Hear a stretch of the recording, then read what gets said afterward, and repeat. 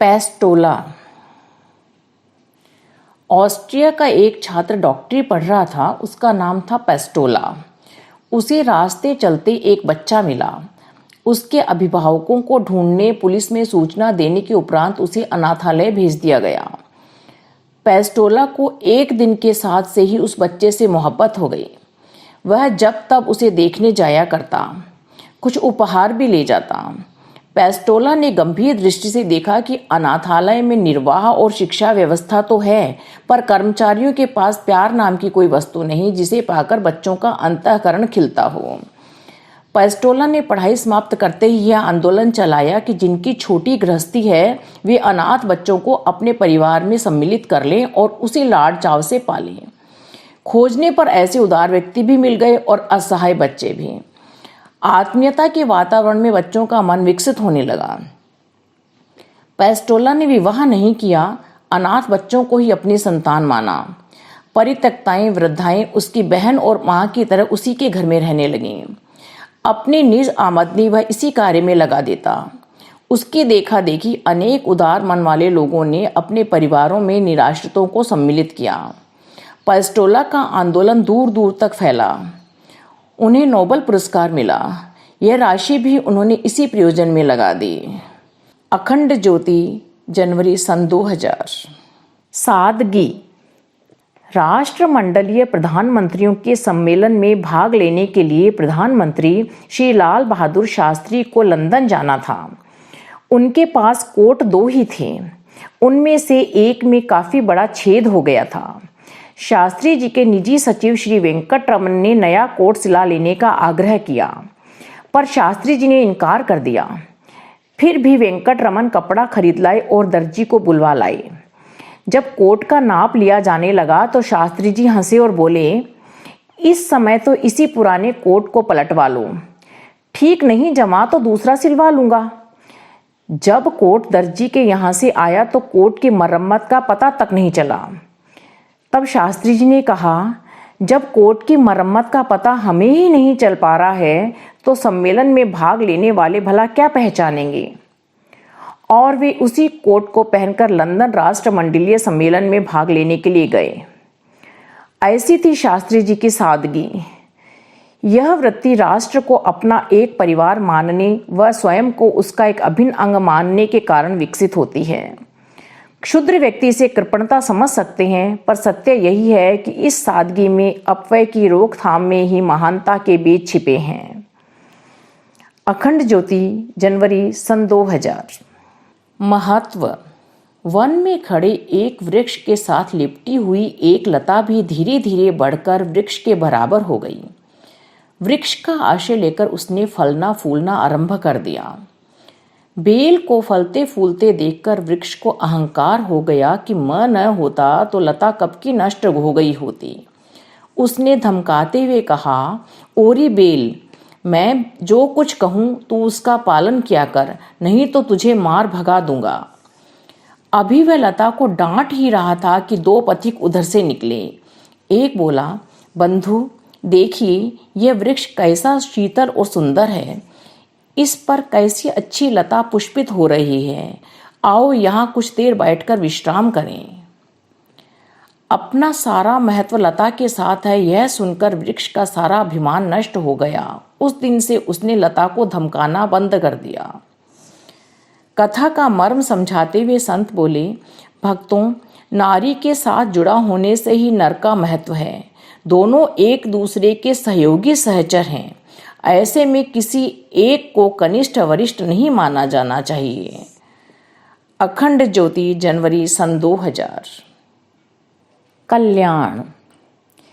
एक छोटी नदी तालाब के किनारे से बह रही थी। तालाब बरसात भर भरा रहता, इसके बाद सूख जाता। नदी थी तो छोटी, पर उसका स्रोत हिमालय था। आगे चलकर गंगा में मिलती और विशाल सागर में विलीन हो जाती।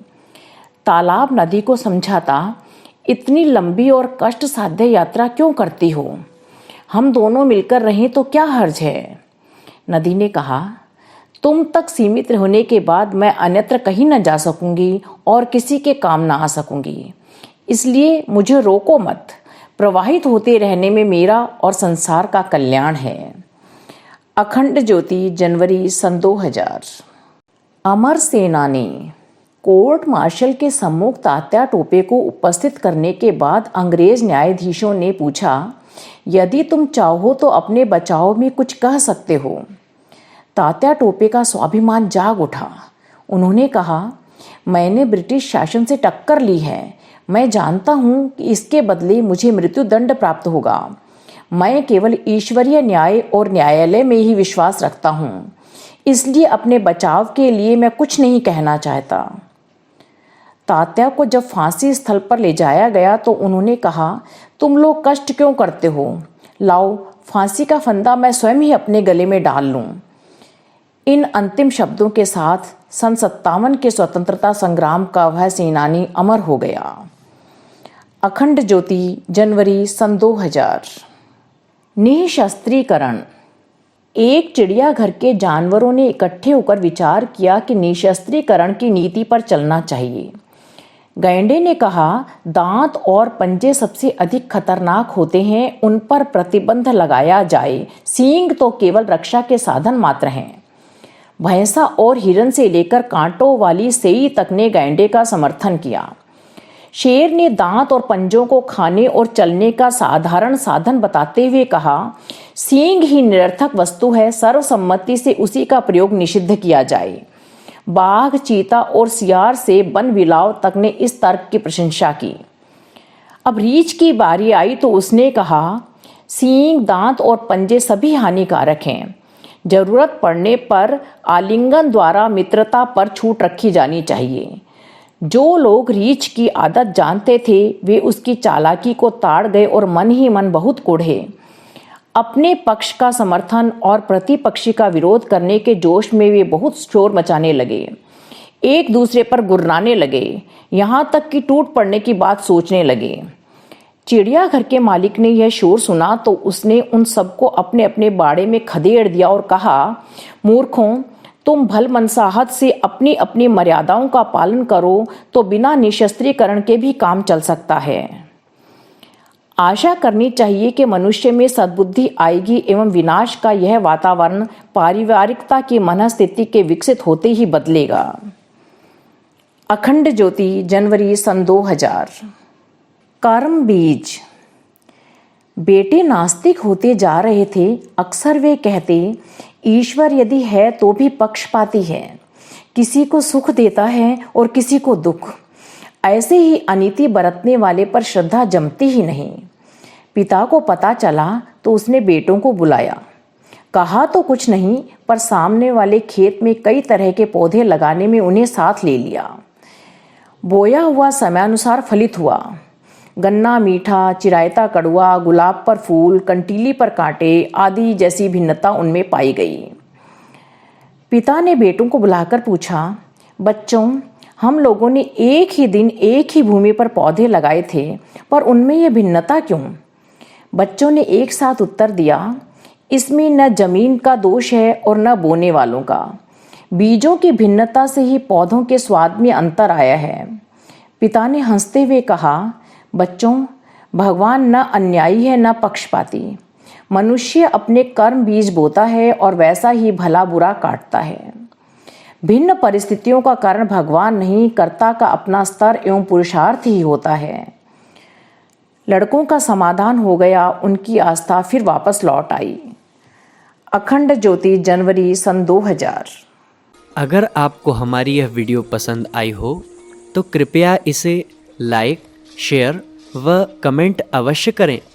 साथ ही हमारे YouTube चैनल ऋषि चिंतन को सब्सक्राइब भी करें। साथ ही बेल आइकन को भी प्रेस कर दें ताकि आने वाली सभी वीडियोस की नोटिफिकेशंस आपको मिलती रहें। धन्यवाद।